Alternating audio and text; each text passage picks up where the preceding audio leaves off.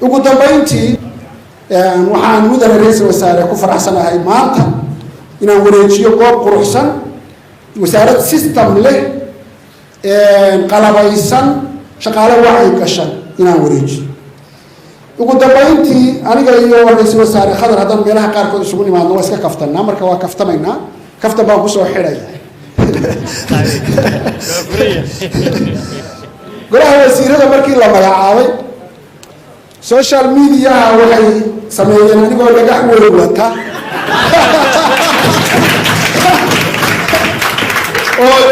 oo leh roblo arbana ka soo dhagaxaas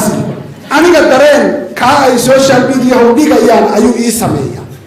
wuxuu ii sameeyaa inaan qof wadani ah oo dalkayga xaaqayay wasaaradda ganacsiga horteeda 1 kilomitir ka gurayay dhagaxa iyo qashinka oo nadiifinayay marka waa ku farxaa markaan arko interpretation-ka laga bixinayo markaan arkana waa ka xumaada hadda waxaan ka fikirayaa ma iska daysaa mise qadaraas baad ku bixisaa hay'adaha social media oo dhagaxa hala bixiyaan ilaahay sababtoo ah markastoo aanu nis qabanno ama markastoo meel layga bedelo dhagaxaasa u yaala social media aniguna nin faylantiya maye afkaan ka hadlaa mooyo dagaalka ma aqaan ugu dambeyntii anigu xil wasiir ma raadin waxaan raadiyey xil ra'iisul wasaare ku xigay markii uu dowladdii xasan khayre la riday waxaan aaminay anigu kursiga ra'iisul wasaare ku xigay inuu bannaan yahay ayaan aaminay waa raadi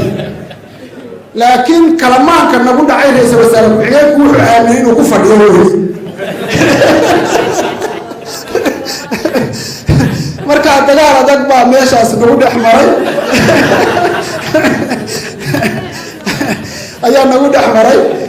mudane ra'iisul wasaare haddaad ku guulaysatay congratulation waa kugu hambalyeynaya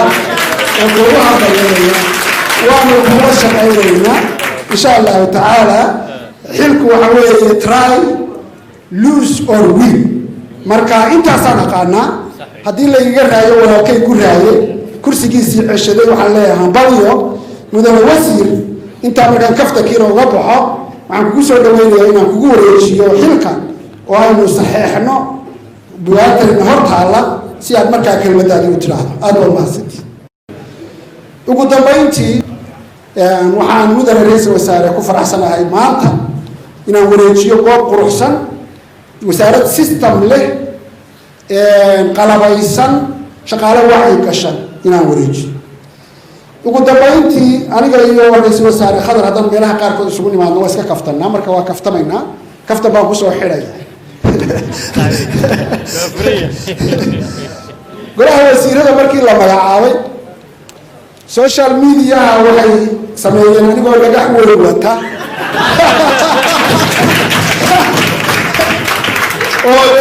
oo leh roblo arbana ka soo dhagaxaas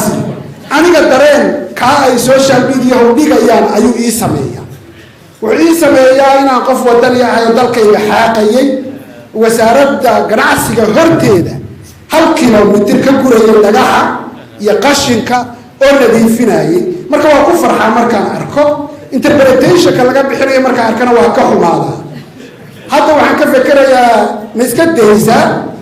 mise qadaraas baad ku bixisaa hay'adaha social media oo dhagaxa hala bixiyaan ilaahay sababtoo ah markastoo aanu nis qabanno ama markastoo meel layga bedelo dhagaxaasa u yaala social media aniguna nin faylantiya maye afkaan ka hadlaa mooyo dagaalka ma aqaan ugu dambeyntii anigu xil wasiir ma raadin waxaan raadiyey xil ra'iisul wasaare ku xigay markii uu dowladdii xasan khayre la riday waxaan aaminay anigu kursiga ra'iisul wasaare ku xigay inuu bannaan yahay ayaan aaminay waa raadi laakiin kalamaanka nagu dhacay ra-iisul wasaare ku-xigeenku wuxuu aaminay inuu ku fadhiyo weli markaa dagaal adag baa meeshaas nagu dhex maray